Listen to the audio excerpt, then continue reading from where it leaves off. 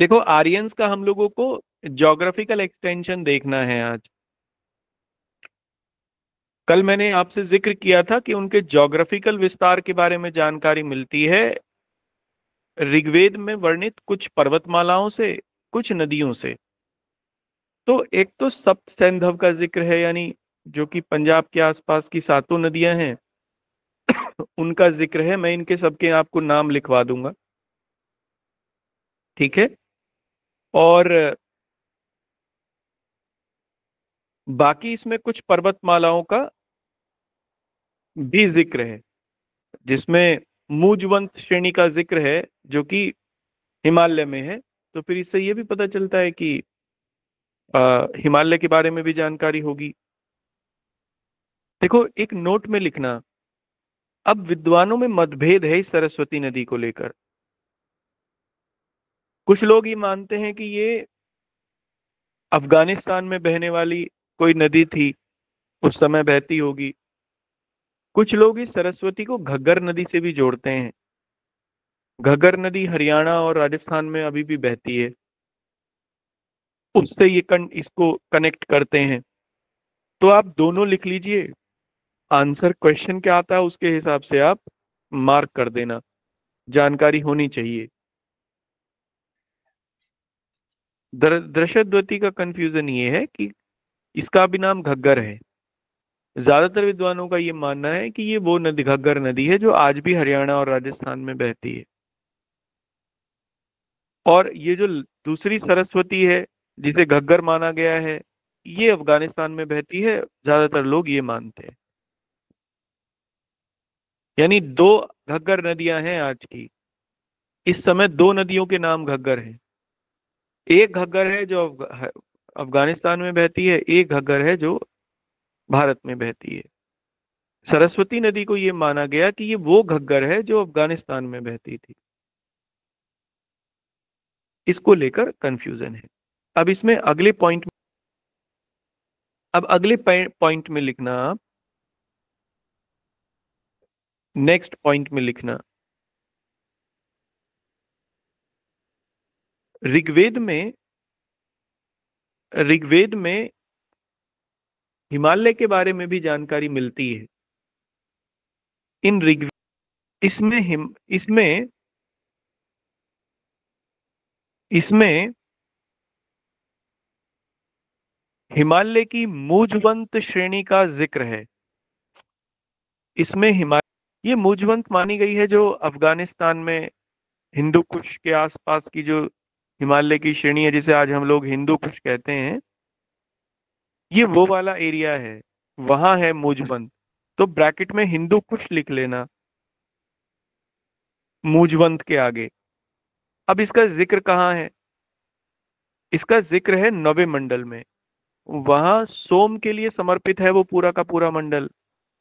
याद रखना, ये कई बार आया एग्जाम में कि कौन सा मंडल सोम के लिए समर्पित है। तो नौवा मंडल है, उसी में जिक्र है इसका कि मुझवंत की चोटी पर अ, जो सोम देवता है वो निवास करते हैं। तो वहां एक पौधा है ये, जिसकी जड़ को निकाल के और उससे सोम रस बनाया जाता था, उसको ये लोग पीते थे, है ना। अब पूरे को इसको कंक्लूड कर लेते हैं। तो इसका मतलब ये हुआ कि हिमा और एक और चीज है, एक और बात है कंक्लूड करने से पहले। ऋग्वेदा में कई बार इस बात का जिक्र है कि आर्यों का निवास स्थान सप्त सैंधव है। यानी आर्य सप्त सैंधव में रहते हैं, यानी सिंधु और उसके आसपास की 7 नदियों के क्षेत्रों में रहते हैं। तो इसका बड़ा सीधा सा मतलब हुआ कि आज का पंजाब और से लेकर और अफगानिस्तान तक का जो एरिया था, that was the basic geographical extension of Aryans. Aryans इसी जगह पर सबसे पहले निवास करते थे। जब भी वो आए, उन्होंने अपने आप को यहीं एस्टैब्लिश किया। एक नोट और लिख लीजिए आप। देखो, दो नदियों का और जिक्र है ऋग्वेद में। बाकी तो मैंने आपको लिखवा ही दिया है, लेकिन दो नदियों का और जिक्र मिलता है, गंगा का और यमुना का। लेकिन गंगा का केवल एक बार जिक्र आया है, इसलिए ऋग्वेद ऋग्वेद के जो आर्यंस लोग थे, उनके लिए गंगा कोई पवित्र नदी नहीं थी। और वो इसलिए भी क्योंकि गंगा के बारे में वो ज्यादा नहीं जानते थे, क्योंकि गंगा पूरब की ओर हो गई, यमुना आप देखो पश्चिम की ओर है, वेस्ट की ओर है। यमुना के बारे में जानते थे, 3 बार जिक्र है यमुना का, गंगा का एक ही बार है। इसलिए उनके लिए यमुना ज्यादा महत्व रखती थी बनिस्पत की गंगा के। जिक्र लेकिन दोनों का मिलता है, ये पूछा गया है एग्जाम में। तो याद रखना, गंगा का केवल एक बार जिक्र आया है, उनके लिए कोई ये महत्वपूर्ण नदी नहीं थी। लेकिन लेटर वैदिक पीरियड में हो गई थी, जब हस्तिनापुर महाजनपद के रूप में बना, तब फिर वो एक इंपॉर्टेंट रिवर हो गई थी। मतलब जब कौरव राज्य की स्थापना हुई, कुरु राज्य की स्थापना हुई महाजनपद काल में, ये आगे आएगा, ये तो काफी समय बाद की बात है, लेटर वैदिक पीरियड के भी बाद की बात है। तब गंगा उनके लिए इंपॉर्टेंट थी, हुई, उससे पहले नहीं थी। ऋग्वेद में चूंकि इसका जिक्र नहीं मिलता, एक ही बार मिलता है, तो आप नोट करके लिखने ऊपर। अब हम लोग नेक्स्ट पॉइंट में चलते हैं। अगला आप हेडिंग डालना, राजनीतिक व्यवस्था, पॉलिटिकल सिस्टम मोस्ट इंपॉर्टेंट है, न केवल प्रिलिमिनरी के लिए बल्कि मेंस के लिए भी। हम लोग इसमें आर्यंस के पॉलिटिकल सिस्टम के ऊपर बात करेंगे। देखो, आर्यों का जो समाज था वो एक कबीलाई समाज था। कबीलाई समाज माने एक वो समाज जिसमें हायरार्की देखने को मिलती है, हियरार्की यानी सोपानबद्धता देखने को मिलती है। और इस सोपानबद्धता में सबसे ऊपर का व्यक्ति होता है ना, जो सबसे ऊपर होता है, जैसे परिवार में भी आपको एक हियरार्की देखने को मिलेगी, और परिवार में, फैमिली में, उस हियरार्की में सबसे ऊपर होता है पिता, उसके बाद बाकी लोग होते हैं। इसी तरीके से कबीलाई समाज में कबीलों का एक सरदार होता है, और उस सरदार का जो ऑर्डर है, निर्देश है, उसको सब मानते हैं। उस समाज में भी एक हियरार्की देखने को मिलती है कि सबसे बड़ा सरदार, फिर उससे नीचे के कुछ सरदार, फिर छोटे सरदार, फिर और सरदार, और फिर वो जाके खत्म होती है परिवार के ऊपर। जैसे एक गांव में, गांव का एक प्रधान, फिर कुटुंबों का कोई एक व्यक्ति जो मुखिया होगा, फिर कई सारे परिवारों का, अब कुटुंब बनता है, गांव मिलता है कुटुंबों से, कुटुंब बनते हैं परिवारों से, तो फिर हर परिवार का एक एक मुखिया कुटुंब में होगा, और फिर परिवार है ही, परिवार का मुखिया पिता होता है। तो that is a hierarchy. Aryan society ऐसी ही थी।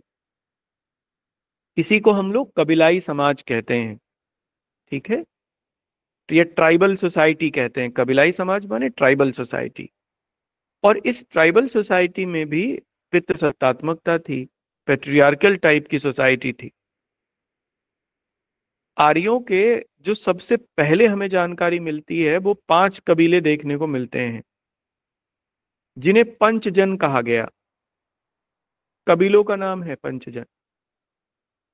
जन माने एक कबीला, पंचजन माने 5 कबीले। जो जन का अधिकारी होता था, यानी जो एक कबीले का अधिकारी होता था, यह सबसे ऊपर का व्यक्ति होता था, उसी को राजन कहा गया। Rajan was the head of a jan, that was राजन। रा का मतलब होता है संपूर्ण, और जन माने कबीला है ही, यानी जो संपूर्ण कबीले का मालिक हो, दैट इज राजन। ऋग्वेद में 5 मिले, 5 के नाम है। अनु, लिखवाऊंगा मैं ये, पांचों के नाम लिखवाऊंगा, पूछे हैं। अनु, दुह्य, पुरु, तुर्वस और यदु। बाद में पुरु वंश से ही कुरुओं, पुरु से, पुरु और पांचाल ने मिलकर कौरव की रचना की, यानी कौरव वंश बना, कुरु वंश बना। इसीलिए पांचाली या द्रौपदी की शादी हुई कुरुवंश में या हस्तिनापुर में। पांचाल माने आज का बरेली।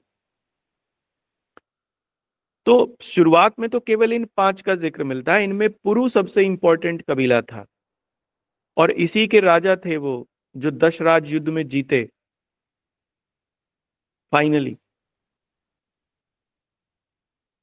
और फाइनली फिर दशराज युद्ध के बाद पुरु वंश सबसे शक्तिशाली हो गया था इन चारों पांचों कबीलों में।